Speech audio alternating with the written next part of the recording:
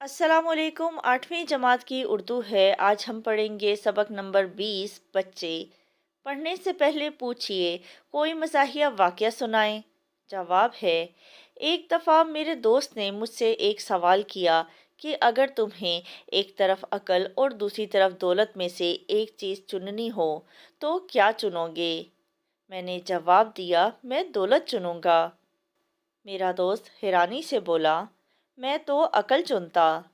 मैंने मुस्कुराकर इसे बोला, जिसके पास जिस चीज़ की कमी होती है वो वही चुनता है। सवाल नंबर 2, किसी मज़ाहिया नज़म का शेर सुनाएं। अनवर मसूद साहब की ये नज़म है। इसके दो अशार पढ़ते हैं। मर्द होनी चाहिए, खातून होना चाहिए, अब ग्रामर का यही कानून होना चाहिए। रात को बच्चे पढ़ाई की अजियत से बचे, इनको टीवी का बहुत ममनून होना चाहिए। अहम अल्फाज पढ़ते हैं और उसके मायने जानते हैं। बरखुरदार, बरखुरदार के मायने हैं बेटा। बेदार, बेदार के मायने हैं जाग जाना या समझ जाना। बेनियाज, बेनियाज के मायने हैं बेगर्ज, बगैर किसी गर्ज के, बगैर किसी लालच के। हाशा व कला, हाशा व कला के मायने हैं हरगिज नहीं। मोहमिल, मोहमिल के मायने हैं बेमायनी, यानी जिसका कोई मायने ना हो।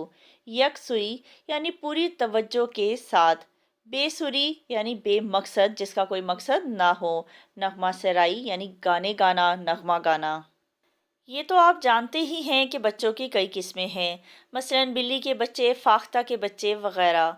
मगर मेरी मुराद सिर्फ इंसानों के बच्चों से है, जिनकी ज़ाहिरन तो कई किस्में हैं।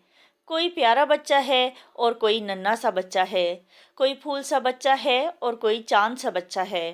लेकिन ये सब उस वक्त तक की बातें हैं जब तक बरखुरदार यानी बच्चा या बेटा पंगूड़े में सोया पड़ा है। पंगूड़े यानी झूले में, जहाँ बेदार होने पर बच्चे के पांचों हवास काम करने लगे, यानी जैसे ही बच्चा जागा उसके पांच हवास यानी बोलने के, सुनने के, देखने के, ये तमाम काम करने लगे। बच्चे इन तमाम खिताबात यानी प्यारा बच्चा, नन्हा बच्चा, इनसे बेनियाज होकर एक अलार्म क्लॉक की शक्ल इख्तियार कर ली, यानी उसने मुसलसल रोना शुरू कर दिया। जैसे एक अलार्म होता है ना, वो मुसलसल बजना शुरू हो जाता है। ये जो मैंने ऊपर लिखा है कि बेदार होने पर बच्चे के पांचों हवास काम करने लगते हैं, ये मैंने हुक्मा के तजर्बात की बिना पर लिखा है। हुक्मा यानी दानिश्वरो, वरना हाशा व कला, हाशा व कला यानी हरगिज़ मैं इस बात का कायल नहीं। तो मुसन्निफ़ ये कह रहा है कि जो मैंने बात ऊपर लिखी है कि बच्चा जैसे ही जागता है उसके पांचों हवास काम करने लगते हैं, ये तो मैंने दानिश्वरों के तजर्बात की बिना पर बात लिखी है, वरना इस बात को मैं नहीं मानता।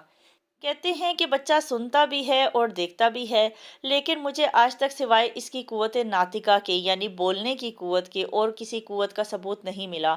मुसन्निफ़ ये कहता है कि बच्चा जैसे ही जागता है तो मुझे सिर्फ उसकी एक ही कुव्वत नज़र आती है, वो है बोलने की, क्योंकि वो बेदार होते साथ रोता है, और उसके अलावा मुझे और कोई कुव्वत नज़र नहीं आती। कई दफ़ा ऐसा इत्तेफाक हुआ है कि रोता हुआ बच्चा मेरे हवाले कर दिया गया है कि ज़रा इसे चुप कराना।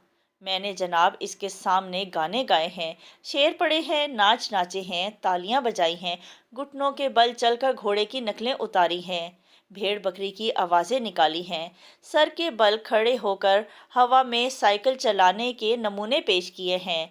लेकिन क्या मजाल जो इस बच्चे की यकसुई में ज़रा भी फ़र्क आया हो।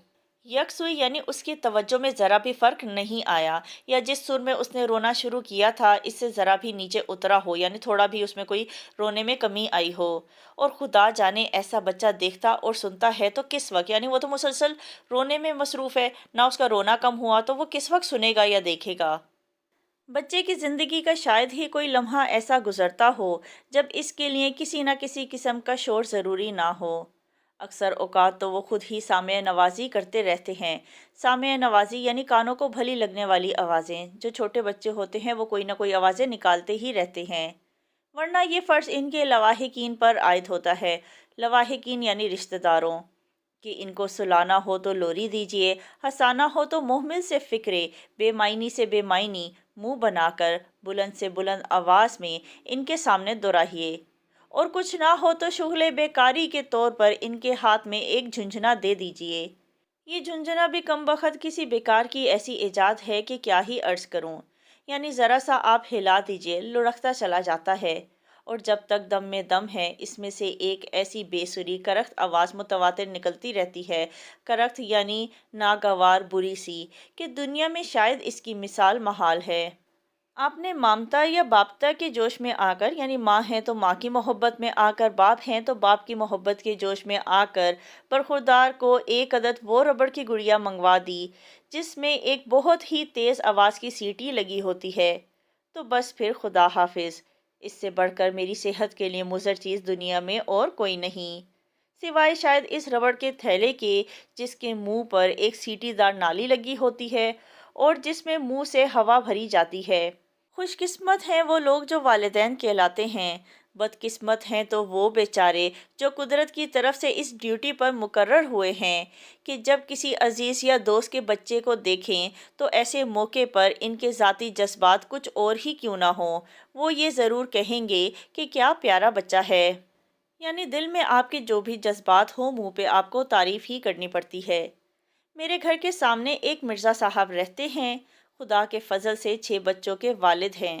بڑے بچے کی عمر 9 سال ہے، بہت شریف آدمی ہیں۔ ان کے بچے بھی بیچارے بہت ہی بے زبان ہیں۔ جب ان میں سے کوئی ایک روتا ہے تو باقی کے سب چپ کے بیٹھے سنتے رہتے ہیں۔ جب وہ روتے روتے تھک جاتا ہے تو ان کا دوسرا برخوردار شروع ہو جاتا ہے۔ وہ ہار جاتا ہے تو تیسرے کی باری آتی ہے۔ رات کی ڈیوٹی والے بچے الگ ہیں، ان کا سر ذرا باریک ہے۔ آپ انگلیاں چٹخا کر، سر کی کھال میں تیل جھسوا کر، کانوں میں روئی دے کر، لحاف میں سر لپیٹ کر سوئیے۔ ایک لمحے کے اندر اندر آپ کو جگا کے اٹھا کے بٹھا نہ دیں تو میرا ذمہ۔ انہی مرزا صاحب کے گھر پہ میں جاتا ہوں تو ایک ایک بچے کو بلا کر پیار کرتا ہوں۔ اب آپ ہی بتائیے کہ میں کیا کروں؟ کئی دفعہ دل میں آیا مرزا صاحب سے کہوں، حضرت آپ کی ان نغمہ سرائیوں نے میری زندگی حرام کر دی ہے، نہ دن کو کام کر سکتا ہوں نہ رات کو سو سکتا ہوں۔ لیکن میں یہ کہنے ہی کو ہوتا ہوں کہ ان کا ایک بچہ کمرے میں آ جاتا ہے اور مرزا صاحب ایک والدانہ تبسم سے کہتے ہیں، تبسم یعنی مسکراہٹ سے کہتے ہیں، اختر بیٹا ان کو سلام کرو، سلام کرو بیٹا، ان کا نام اختر ہے۔ یعنی اس کا تعارف دیتے ہیں کہ اس بچے کا نام اختر ہے۔ صاحب بڑا اچھا بیٹا ہے، یعنی اس کی تعریف شروع کر دیتے ہیں۔ کبھی ضد نہیں کرتا، کبھی نہیں روتا، کبھی ماں کو دکھ نہیں کرتا یعنی تنگ نہیں کرتا۔ میں اچھی طرح جانتا ہوں کہ یہ وہی نالائق ہے جو رات کو 2 بجے گلا پھاڑ پھاڑ کر روتا ہے۔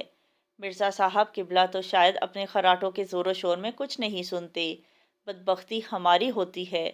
لیکن کہتا یہی ہوں، یہاں آؤ بیٹا، گھٹنے پر بٹھا کر اس کا منہ بھی چومتا ہوں۔ خدا جانے آج کل کے بچے کس قسم کے بچے ہیں۔ ہمیں اچھی طرح یاد ہے کہ ہم بقر عید کو تھوڑا سا رو لیا کرتے تھے، اور کبھی کبھار کوئی مہمان آن نکلے تو نمونے کے طور پر تھوڑی سی ضد کر لی، کیونکہ ایسے موقع پر ضد کارآمد ہوا کرتی تھی، یعنی یا تو ضد پوری ہو جاتی تھی یا کوئی ڈانٹتا نہیں تھا بدلے میں۔ لیکن یہ 24 گھنٹے متواتر روتے رہیں، ایسی مشق ہم نے کبھی باہم نہ پہنچائی تھی۔ یعنی یہ جو 24 گھنٹے بچے روتے رہتے ہیں، ہم نے ایسا کبھی نہیں کیا۔ پڑھنے کے دوران میں کیا آپ نے کوئی مزاحیہ نظم پڑھی ہے یا زبانی یاد کر رکھی ہے؟ تو جی ہاں، میں نے انور مسعود کی بہت سی مزاحیہ نظمیں پڑھی ہیں اور ان میں سے کچھ مجھے یاد بھی ہیں۔ سوال نمبر 2، زندگی میں طنز و مزاح کیوں ضروری ہے؟ جواب ہے، روزمرہ کی روٹین سے انسان اکتا جاتا ہے تو طنز و مزاح سے انسان کا دل و دماغ تر و تازہ ہو جاتا ہے۔